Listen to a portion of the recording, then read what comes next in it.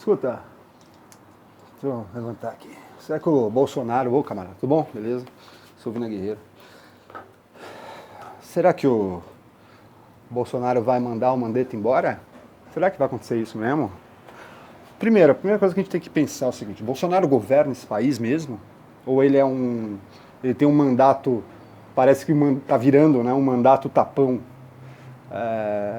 A esquerda, semana passada, veio falar aí que ele... esquerda, eu digo assim, alguns blogs, né, dizendo aí que quem manda agora no governo é o Coronel Braga Neto, né, ou o General Braga Neto, mas eu não sei qual é a patente dele, mas o Braga Neto, aquele lá militar da ativa, que está colocado no Planalto, né. Vocês viram o movimento também semana passada, denunciei aqui, de substituição do comando da artilharia do Exército. A sujeição não estaria mais ao Estado-Maior, mas diretamente ligada ao Planalto, tá? Mandetta é um cara que está enciumando o Bolsonaro, né? E não por ser um puta quadro, porque não é, tá? Se você procurar a trajetória, como o camarada Ives me ensinou, que bom saber as informações.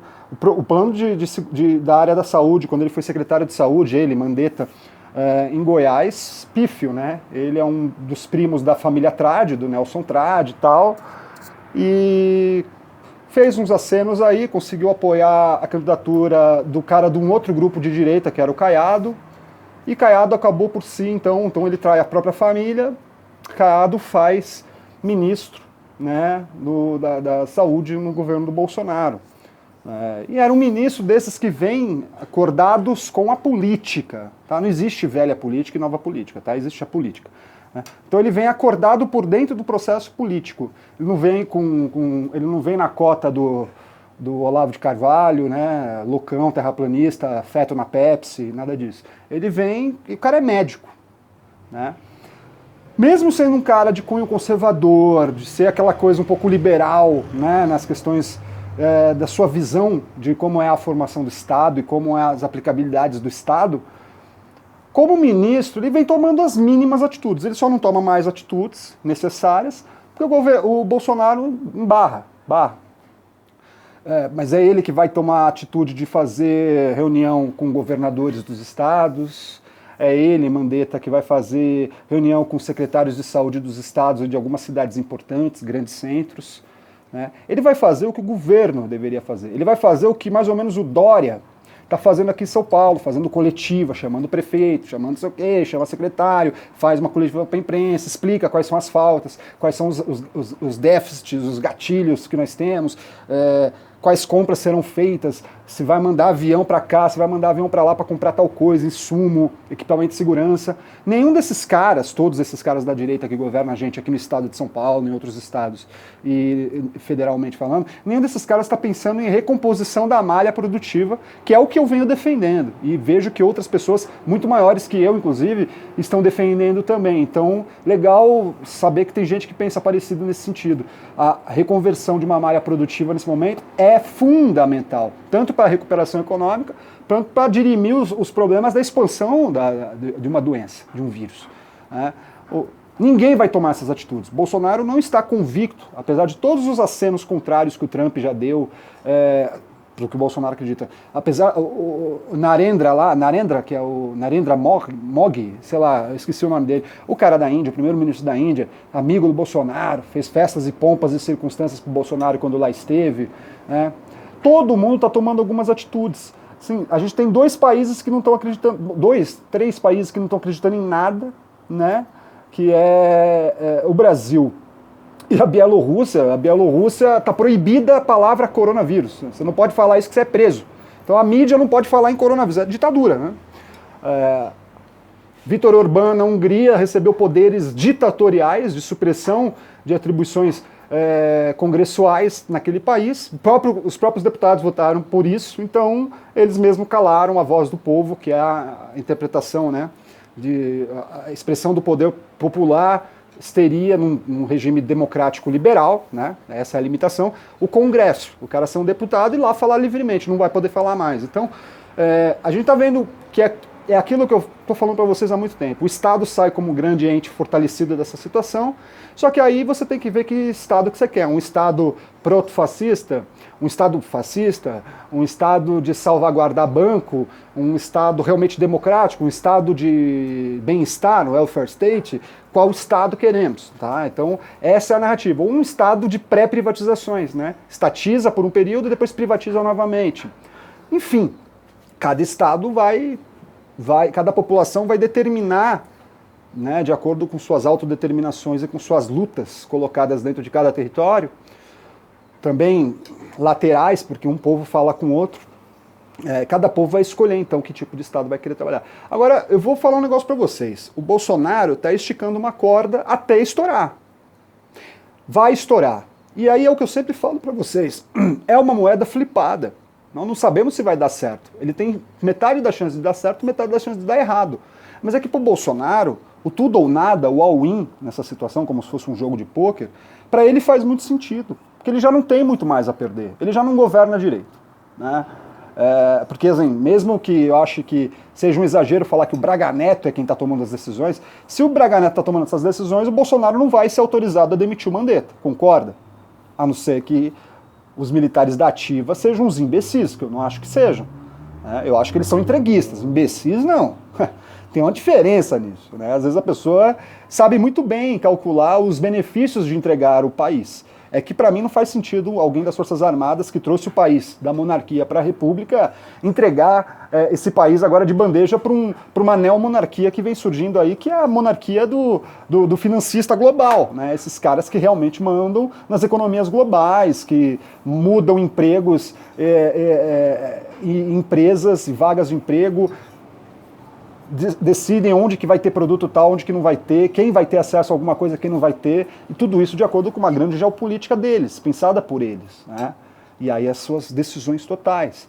Né? Então, eu não consigo entender porque que os militares não têm na formação brasileira um nacionalismo arraigado, ou um positivismo de acreditar realmente na ciência, na separação entre ciência e religião, em ciência e Estado, né? Na verdade o Estado tem que ser um Estado científico, tem que pensar mais a questão científica, mas a separação entre religião, um monte de coisa. Não, parece que a gente está vendo um balaio de gato tudo misturado, gente do exército participando disso, o que é loucura. Eles não estão, não é que eles não estão honrando o positivismo, eles não estão honrando o Duque de Caxias, Deodoro da Fonseca, eles não estão honrando os militares de outrora, entende? Para ir lá nos primórdios, tá? Para não precisar falar de um monte de general bom que a gente teve, General Lott. A gente teve alguns caras legalistas, gente que trabalhou pela evolução da civilização brasileira. O que está acontecendo? Como que um Bolsonaro, que é um pateta, um tipo terrorista, mas não é terrorista como chamavam os esquerdistas, terrorista mesmo, ele tentou botar bomba em quartel para levantar salário de pensionista e da base das Forças Armadas. Ele era um sindicalista, com toda a pecha negativa que o sindicalismo tem quando um militar chama outro de sindicalista. Porque militar não pode fazer greve. Tá na lei. Sempre foi lei. Desde o advento da República até hoje é uma lei. Não pode. Para mim, eu até acho que deveriam ter suas associações, não deveriam, quando cometerem crime comum, que também é outra coisa que é um privilégio para militar, quando cometer crime comum não tem que ser julgado por tribunal militar, não. Se é crime comum, você vai ser tratado como civil. Tribunal militar é para você cometer crime como militar, entre um militar e outro, ou um crime de militar, um crime de guerra, um crime de roubar coisas do exército, ou usar coisas do exército indevidamente. Aí é crime militar. Aí você julga criminalmente, militarmente. Vamos ver. Se o Bolsonaro derrubar o ministro Mandetta, ele fecha o cerco ainda mais contra si. Tá talvez apostando na emergência de forças policiais militares locais, que é um exército que, somado junto com a Força Nacional, é um contingente até maior que as Forças Armadas. Então o Bolsonaro talvez tenha, só que assim, a diferença é que o cara do exército é treinado para a guerra. O cara da polícia, não, ele é treinado para patrulhar, a não ser que seja um grupo de elite. Ele é treinado para...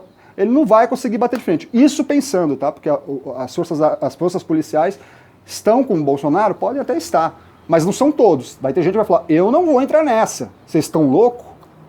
Vocês estão loucos? Está indo contra a Constituição? Ou vocês estão querendo botar a gente em risco? Porque o exército, ele não vem brincando, andando pela terra. Ele manda avião, ele manda bombardeia, outra coisa. Olha o nível que a gente está chegando. O Bolsonaro precisa ser detido com urgência. Ele derrubando o Mandetta ou não, ele precisa cair. Não é o Braga Neto, que talvez seja um cara que vai governar de verdade, enquanto o Bolsonaro finge que faz alguma coisa. E o filho dele detrata a China e não sei o quê, e a gente toma só no... Entende? Esse homem precisa cair. Estou falando aqui com a maior serenidade do mundo. Mesma coisa que eu falei naquela época lá, que eu fui muito mais agressivo. A essência é a mesma. Até para o bem do Bolsonaro, ele precisa cair. Porque esse homem é um risco para si próprio, para seus filhos, ele não deve ter neto, mas para todo mundo, ele é um risco para a nação, entendeu? Ah, mas é o Mourão que vem depois. Bom, é fazer o quê, cara? A gente não elegeu esses caras? Ah, Guerreiro, eu não elegi. Então, também não, mas o povo elegeu, caraca, tem que respeitar. Agora, o Mourão também, se começar a viajar, dar uma de doidinho, Zé Doidinho, como ele é também um pouco, aí cai também, vai fazer o quê? Isso aqui já tá uma pinóia mesmo, isso aqui já tá bagunçado desde 2014. Ué, não vale mais nada. Todo mundo inventa a regra com o jogo andando. Ué, vamos inventar uma regra com o jogo andando, então. Vale prender alguém sem prova? Tá valendo, então. Vale tirar alguém sem prova também. Vale tirar com prova. Aliás, as provas estão todas aí. Tira o cara de lá, pô. O que vocês estão esperando, Forças Armadas? O que vocês estão esperando para botar um basta nessa parada? Vocês são frouxos assim? É sério mesmo? Tem que tirar o cara, meu. Não tem mais o que fazer. Tem que tirar o cara. Acabou. Afastamento. Não precisa prender agora. Depois ele vai ser julgado. Crimes civis. Crimes comuns. Tem que tirar o cara. Não tem mais o que fazer. O Bolsonaro não governa mais esse país. O haitiano já declarou lá, tá certíssimo. Um cara estrangeiro, pobre, humilde, falou que nenhum brasileiro teve coragem de falar: o Bolsonaro não governa mais. Acabou. Não adianta eu chamar a tiazinha rica, que só tem, de pobre só tem a cara, para ir lá e falar: ah, a gente quer voltar a trabalhar. Aquela mulher lá, ela é casada com um aposentado que ganha uma grana e ela tem um negócio. Aquilo ali não engana ninguém. Só engana os gadominion, burro pra caramba. Não tem... A população não quer saber disso. E outra, o Estado... Quando eu vi um cara aí, um canal progressista, um canal cirista aí falando... fez uma coisa falando assim: ah, é socialismo ajudar o povo? Cara, você vê que a falta de formação intelectual do cara, conhecimento político e tal, né? Porque até o título tá errado. Para pensar numa coisa: o Estado não significa o socialismo. O Estado é o Estado, o socialismo é uma coisa de um Estado muito mais aparente, muito mais amplo, total, não faz sentido também. Para mim não faz sentido, tá? Tem gente que acredita nisso. Mas a questão é a seguinte: quando um Estado visa ajudar alguém, ele não está sendo paternalista. Olha só, é da Constituição, é constitucional, não é uma ajuda, é um direito. Não trate as coisas assim. O Estado é meu, cara. Eu quero o meu naco, eu quero o meu pedaço. As pessoas não têm que entender que elas querem ser ajudadas pelo Estado, não. O Estado não é um ente apartado da realidade civil. O Estado é o povo. Tem que ser assim. Quando a gente entender que nós compomos o Estado e que a gente tem que lutar para acessá-lo, a gente vai entender uma outra narrativa. Isso é meu. Esse poste de luz é meu. Esse asfalto aqui é meu, aquela escola é minha, aquele hospital é meu, a delegacia é minha, a polícia trabalha para mim, o professor trabalha para mim, trabalha para minha família, eu também trabalho em prol da minha vizinhança, da minha coletividade, do meu país. É uma outra relação. Vocês não sabem o que é ser cidadão? Vocês só sabem o que é ser consumidor. E aí, como consumidor, vocês têm essa relação apartada do Estado e apartada do mercado. Aliás, com o mercado vocês se dão muito melhor do que com o Estado. Não raro vocês fazem as narrativas que o mercado gosta de dar pra gente. Para pensar, o Estado é teu, o governo é teu, a prefeitura é sua, o governo do Estado é seu, o governo federal é seu, as Forças Armadas são suas. Não pode acreditar no contrário. Não é socialismo que um Estado ampare aos seus. É simplesmente você falar: eu pago impostos e eu estou precisando agora. Não é ajuda. Vocês têm o dever de me dar isso aí. Dever de me devolver. Não é ajuda, não é isso, não é benefício. Não, não, não. é direito. O Estado é meu. Falar uma última vez. O Estado é meu, o Estado é teu, o Estado é nosso. Agora a gente precisa que o Estado seja realmente nosso.